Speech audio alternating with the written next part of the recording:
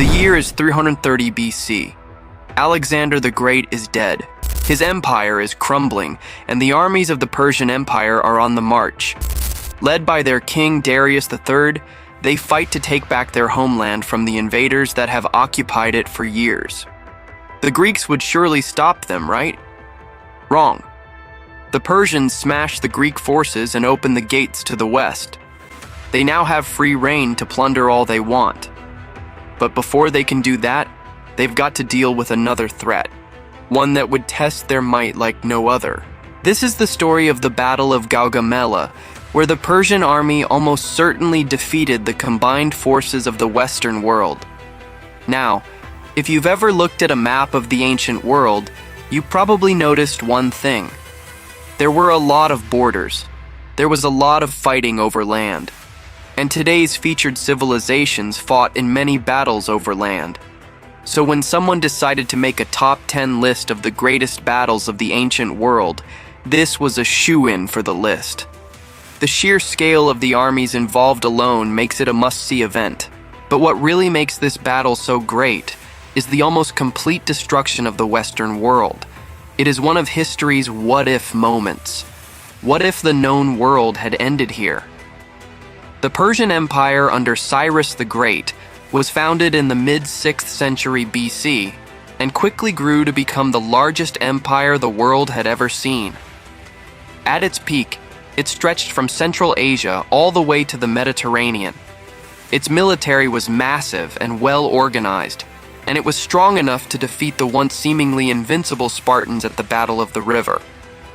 Styx, though eventually defeated by the Greeks at the Battle of Plataea, the Persians would not be denied their revenge. For the next 2 centuries, they would try and try again, but each time their attempts were stopped by some legendary Greek hero or demigod. But then came Alexander the Great. This Macedonian prince would bring the entire Greek world together under his banner and use it to conquer the known world. Though he never reached the very ends of the earth, he did come pretty close, even making it all the way to India before turning back. But upon his death, his empire broke into civil war. His generals scrambled to carve out pieces of the empire for themselves, and one of them would occupy Persia. His name was Seleucus I Nicator, and he would rule over Persia for the next 8 years until his untimely demise. He was assassinated by one of his own generals, Ptolemy I, who wished to claim all of the empire for himself. But before Ptolemy could make his dream a reality, he had to deal with a small issue. Someone had a claim to the throne of Persia, and his name was Darius III. The grandson of the former king, Cyrus the Great, Darius was first called to arms when his father died, and his uncle Artaxerxes II was made king. He rebelled against his uncle, but failed and was forced to flee to the east. He would live there in relative peace for a couple of decades until Seleucus began to expand into his lands. Darius would call to arms all of the Persian satrapies, or provinces, and raise a massive army to defeat the Seleucids.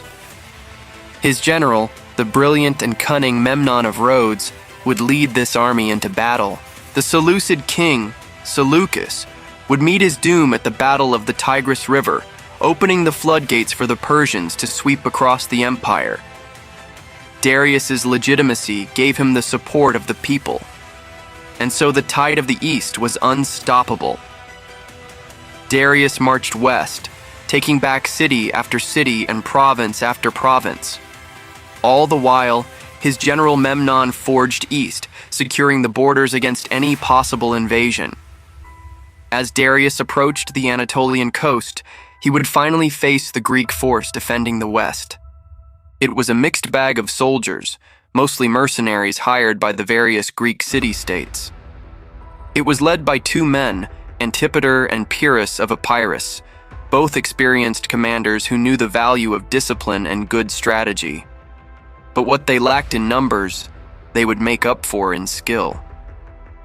In fact, the Greek force was probably one of the most elite armies ever assembled in the ancient world. With them would also fight some cavalry from the kingdom of Pontus, whom we have an entire video about which you can check out here. For the Persians, though, numbers were not an issue. Their army was easily 3 times the size of the Greek force, and they were also more varied. There were infantry, archers, cavalry, and chariots. The cavalry alone outnumbered the Greeks 3-1. On the Persian side was also the elite immortals, an elite force of heavy infantry who were nearly as numerous as the Greek force. Also present was the companion cavalry, Alexander's old guard, whose ferocity in battle was only matched by their loyalty to their king. The sight of these 2 armies facing off against one another must have been a terrifying sight to behold. On one side was the disciplined and elite force of the Greeks, and on the other, the raw, unbridled power of the Persians. Who would win? Well, let's find out. The Greek force set up camp outside the city of Gaugamela on the banks of the river Tigris. They expected the Persians to attack them there, but they didn't. Instead, the Persians ambushed them. The Greek force was able to regroup and hold off the Persian onslaught, but that would only last for a few days. Eventually, the Greeks would be forced to retreat, but they would not get far. Memnon led his army straight to the river and built a pontoon bridge across it. Then he waited. He knew the Greeks would eventually return to fight another day. That day would come soon. The Greeks would cross the river and set up camp for the night. Meanwhile, the Persian army did the same on the other side of the river. The Greeks would light a massive bonfire to celebrate their survival, which would enrage the Persians. They would charge across the river and the battle began. The Greek left wing was led by Antipater, whose phalangites clashed with the Persian immortals. These heavily armored spearmen traded blows with one another, and neither side could gain the upper hand. On the right wing, the cavalry of the Ptolemies dueled with the companion cavalry. But the real battle was in the center. There, Pyrrhus of Epirus led his army in a deadly game of cat and mouse against the Persian king Darius. The plan was to kill the king and break the Persian lines. But Darius was slippery. He would always escape just out of Pyrrhus's reach, though it wasn't because he was fast. It was because Pyrrhus refused to pursue him. He wanted to avoid a decisive engagement and instead tire out the Persians. But that plan fell apart when the Persian archers opened up on the Greeks, causing mass casualties. Finally, Pyrrhus charged forward, scattering the Persian bowmen. He then pursued the fleeing Darius deeper and deeper into the Persian lines. It seemed as if the king was doomed. But suddenly the ground shook. Chariots. A whole squadron of Persian chariots appeared out of nowhere and surrounded the Greek commander. He fought bravely, slaying many Persians, but eventually his horse was slain and he himself was captured. The Greeks were routed. Darius had won. The following days saw the Persian army sacking Greek cities along the coast. Darius then returned home a hero. He had avenged his family and reclaimed his birthright. The war wasn't over yet. There were still Greek forces in the east and south, but Darius didn't care. He had won the biggest battle of his life and secured the future of his empire. You know how they say that Alexander the Great was one of history's great what-if scenarios? What if he hadn't died so young? Well, this battle is 2-1. What if the Persians had won? What if the Western world had ended here? Do you think the Persians would have gone on to destroy the rest of the Greek world? Or do you think the Greeks would have eventually risen up again? Let me know your thoughts in the comments down below. Either way, Darius III is not a commonly known figure in the West, but he should be.